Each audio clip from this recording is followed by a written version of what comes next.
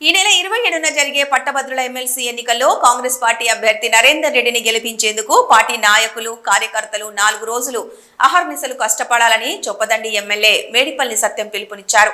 రాజన్న సిరిసిల్ల జిల్లా బోయినపల్లి మండల కేంద్రంలోని ప్రైవేటు ఫంక్షన్ హాల్లో కాంగ్రెస్ నాయకులతో సన్నాహక సమావేశాన్ని ఏర్పాటు చేయగా ముఖ్య అతిథిగా చొప్పదండి ఎమ్మెల్యే మేడిపల్లి సత్యం హాజరై నాయకులకు కార్యకర్తలకు దిశానిర్దేశం చేశారు. అనంతరం నాయకులను కార్యకర్తలను ఉద్దేశించి మాట్లాడుతూ అధికారంలో ఉన్నది కాంగ్రెస్ పార్టీ, సమస్యలను పరిష్కరించేది కూడా కాంగ్రెస్ పార్టీనే అని అన్నారు. నరేందర్ రెడ్డిని గెలిపించడం ద్వారానే పట్టభద్రుల సమస్యలను ప్రభుత్వానికి వినిపించే అవకాశం ఉంటుందని తెలిపారు. కాంగ్రెస్ అధిష్టానం సూచనల మేరకు ప్రతి కార్యకర్త 4 రోజుల పాటు కష్టపడి నరేందర్ రెడ్డిని గెలిపించాలని తెలిపారు. గత ప్రభుత్వంలో ఉద్యోగాలు లేక చాలా మంది యువత బాధపడ్డారని, కాంగ్రెస్ ప్రభుత్వం వచ్చిన తర్వాత 50,000కు పైగా ఉద్యోగాలు కల్పించిందని గుర్తు చేశారు. కాంగ్రెస్ తోనే రాష్ట్రం అభివృద్ధి బాటలో నడుస్తుందన్నారు. కాంగ్రెస్ పార్టీలో కష్టపడ్డ వారికి గుర్తింపు ఉంటుందని, మరో 5 ఏళ్లు సైతం కాంగ్రెస్ పార్టీ అధికారంలోకి వస్తుందని, ప్రతి కార్యకర్తకు న్యాయం చేకూరుతుందన్నారు. మండలంలో నాయకుల నుండి కార్యకర్తలు సమన్వయంతో పనిచేసే ఈ నెల 27న జరిగే పట్టభద్రుల ఎమ్మెల్సీ ఎన్నికల్లో నరేందర్ రెడ్డి గెలిపించే దిశగా కృషి చేయాలని అన్నారు. ఈ కార్యక్రమంలో కాంగ్రెస్ పార్టీ మండల అధ్యక్షులు వన్నెల రమణారెడ్డి, రాజన్న సిరిసిల్ల జిల్లా బీసీసీఎల్ అధ్యక్షులు కూస రవీందర్, ఉమ్మడి జిల్లా మాజీ DCMS chairman Mudugunti Surender Reddy, AMC chairman Boini Yellesh Yadav, block Congress అధ్యక్షులు భీమరెడ్డి మహేశ్వర్ రెడ్డి, సెస్ డైరెక్టర్ కోటపల్లి సుధాకర్, మాజీ ఎంపీపీ పర్లపల్లి వేణుగోపాల్, మాజీ జడ్పీటీసీ పులి లక్ష్మీపతి గౌడ్, బోలుమల శంకర్, ఆయా గ్రామాల మాజీ సర్పంచులు, ఎంపీటీసీలు, నాయకులు, కార్యకర్తలున్నారు.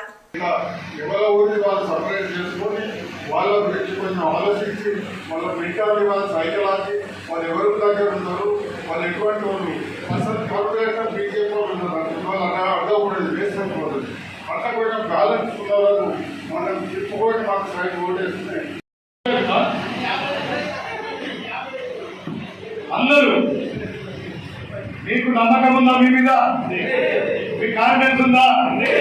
కాంగ్రెస్ పార్టీ అంటే ప్రేమ ఉందా? పక్క అందరికీ, గ్రాడ్యుయేట్ మిత్రులందరికీ మరియు మీడియా మిత్రులకు నా యొక్క హృదయపూర్వక నమస్కారం.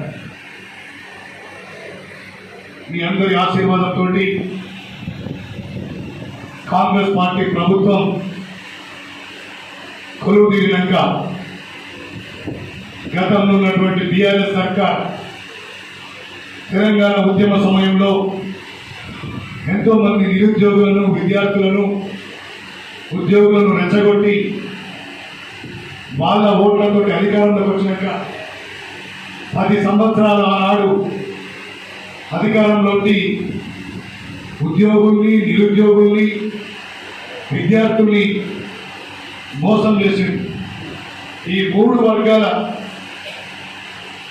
వర్గాలకు చెందినటువంటి వ్యక్తులు ఈ ప్రభుత్వాన్ని గద్దెదించాలి, ఉద్యోగుల సమస్యలు కానీ, నిరుద్యోగుల సమస్యలు కానీ, విద్యార్థుల సమస్యలు పరిష్కారం కావాలంటే కాంగ్రెస్ పార్టీ ద్వారానే సాధ్యమైందని చెప్పి పెద్ద ఎత్తున ఆ రోజు ఎన్నికల్లో మద్దతు ఇచ్చి కాంగ్రెస్ పార్టీ ప్రభుత్వాన్ని తీసుకొచ్చింది.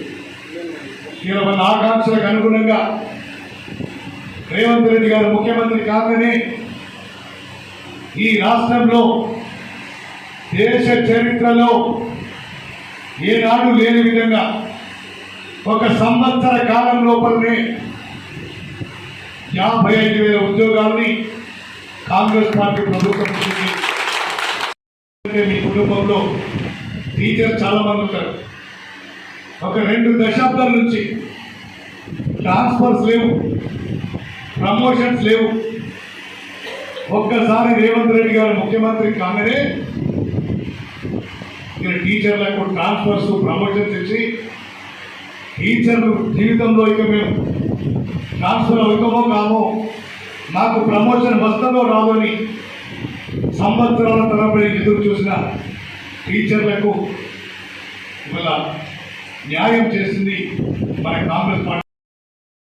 ఆదర్శ పాఠశాలతో ప్రతి ప్రభుత్వ పాఠశాలని ప్రైవేట్ పాఠశాలకు ధీటుగా తీర్చిదిద్దాలని చెప్పి మరమ్మతులు చేయించి గురుకుల పాఠశాలలో చదివే విద్యార్థులకు డైట్ ఛార్జీలు పెంచి కాస్మోటిక్ ఛార్జీలు పెంచి ఇలా నియోజకవర్గానికి ఒక ఇంటిగ్రేటెడ్ రెసిడెన్షియల్ స్కూల్ తీసుకొచ్చి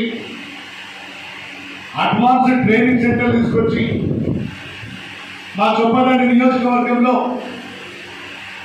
బోయినపల్లికి కూతబెట్టి దూరంలో ఉన్న గంగాధరకు ప్రభుత్వ డిగ్రీ కాలేజ్ లేదంటే అది కూడా ఇస్తుందని చెప్పి ఇలా విద్యారంగంలో దేశంలోనే ఒక ప్రథమ స్థానంలో మన ప్రభుత్వం దూసుకోబోతుంది. ఉద్యోగస్తులు కూడా పూర్తి సంతోషంగా మన ప్రభుత్వం మీద ఉన్నారు. ఇలా కాంగ్రెస్ పార్టీ అభ్యర్థిగా నరేందర్ రెడ్డి పోటీ చేస్తున్నారు. నరేందర్ రెడ్డి ఎవరిని మోసం చేయలే, ఎవరి భూములు గుంజుకోలే, ఎవరి దగ్గర బలవంతంగా వసూలు చేయలేదు. ఒక కాలేజ్ నడుపుతున్నప్పుడు ఆ కాలేజ్ సిస్టమేటిక్గా నడవాలంటే కొంత కఠినంగా ఉండాల్సిన అవసరం ఉంటుంది. కఠినంగా లేకపోతే అది కాలేజీ ఉంటుంది. చిన్న కారణం ఏంటంటే మ్యాజిస్ట్రేట్ అంటూ చెప్తారు, నా ఫోన్ ఎత్తలేడన్నా, ఏమన్నా ఫీజు తక్కువ చేయలేదు. నిజమే, ఆయన తక్కువ చేసిన అనుకో వాళ్ళ దగ్గర ఉన్న ప్యాకెట్లు కూడా కూర్చోబోతుంది, కాలేజీ ఉండేది. సో చిన్న చిన్న ఆరోపణలు ఉన్నాయి, నేను కాదనట్లే. దాన్ని భూతోదం పెట్టి చూసి ఈ బీజేపీలు ఆయన పోటీ చేసి ఇతర పార్టీ అభ్యర్థులు ఒక చిన్న తప్పును పెద్ద తప్పు చేసి వాళ్ళు ఏనాడు కూడా సరే నరేందర్ రెడ్డి ఏం చేయలేదు. వీళ్ళు ఎవరు ఆస్తులు అమ్ముకొని వాళ్ళ ఇంట్లో ఆస్తులు అమ్ముకొని ఎవరికైనా సేవ చేసిందా? చెప్పు, చేసిందా? వాళ్ళ ఆస్తులు అమ్ముకొని సేవ చేసిందా? నరేందర్ రెడ్డి చేయడం అనుకుందాం, ఇంకా పోటీ చేస్తూ ఎవరైనా చేసిందా? దయచేసి మీరు ఆలోచించండి. మనకు పార్టీ ఫస్ట్, మన పార్టీ బలపరిచిన అభ్యర్థి నరేందర్ రెడ్డి. నరేందర్ రెడ్డి 42 నియోజకవర్గాల ఈ 6 పార్లమెంటు, ఈ 4 ఉమ్మడి జిల్లాల పరిధిలో ఆయన ఎవరు తిరగలేడు పాపం. ఇలా మన గ్రామాలలో కాంగ్రెస్ పార్టీకి మీరే ప్రతినిధులు. రేపు మన ప్రభుత్వం రాగానే ఈజీఎస్ వర్క్స్ కానీ, సీసీ రోడ్లు కానీ, సిఆర్ఆర్ గ్రాంట్స్ కానీ వచ్చినప్పుడు మన గ్రామాలలో కాంగ్రెస్ పార్టీ ప్రతినిధులు ఎవరైతే ఉన్నారో చెప్పండి. ఇప్పుడు ఈ మండలంలో కోట్ల రూపాయల పనులు చేసే సంవత్సర కాలంలో నేను ఎవరికైనా డబ్బులు తీసుకుని ఇచ్చిందా, ఇతర పార్టీ వాళ్ళకి ఇచ్చిందా? దయచేసి మీరు ఆలోచించండి. ఇలా పార్టీ కోసం వచ్చినప్పుడు అందరూ కూడా పార్టీ అభ్యర్థి కోసం కష్టపడాలి. వీళ్ళందరు వ్యక్తులు అందరికి నచ్చాలని లేదు. నన్ను తిట్టడం, నన్ను తిట్టరు, కూర్చోడం డిసైడ్ చేసినప్పుడు ఆ అభ్యర్థి కోసం మనమే అభ్యర్థుల్లాగా కష్టపడాలి. అట్లున్నప్పుడే గ్రామాలలో మనకు ఉనికి ఉంటుంది, గ్రామాలలో మనకు విశ్వసనీయత ఉంటుంది. గ్రామంలో ఉన్న ప్రజలు కానీ, గ్రాడ్యుయేట్లు కానీ మన నడవడికను, మనం ఏం మాట్లాడుతున్నాం, ఎవరి కోసం పనిచేస్తున్నాం, ఏ పార్టీలో ఉన్నాం, అవన్నీ చూస్తాం. రేపు మీకు అవకాశం వచ్చిన రోజు కూడా ఇవాళ నువ్వు ఎన్నో కాలిందని అటుంటే రేపు వాళ్ళు నీకు అవకాశం వచ్చాడు ఇంకోదికి చూస్తారు. కాబట్టి సగనట వాడు మనకి చేసి నాకు అక్కడ చదువుకోండి అంటున్నాడు. మంచైనా చెడైనా ఒక పార్టీలో ఉన్నప్పుడు ఆ పార్టీ కోసం నిబద్ధతతో పనిచేయాలి, విశ్వసనీయతతో పనిచేయాలి. నేను చెప్తున్నా, ఈ సర్కారు 4 ఏళ్ళు ఉంటుంది, తర్వాత ఎన్నికల్లో కూడా మళ్ళీ మనమే గెలుస్తాం. ఖచ్చితంగా 10 సంవత్సరాలు మన ప్రభుత్వమే ఉంటుంది. కాంగ్రెస్ పార్టీ చచ్చిపోయిన నాడు 2 సంవత్సరాల ముందు రేవంత్ రెడ్డి గారు పిసిసి ప్రెసిడెంట్ అయ్యి ఇక ఇంకెక్కడ కాంగ్రెస్ పార్టీ అని అందరూ ఎగతాళి చేసారు, అవమానించారు, అవహేళన చేసారు.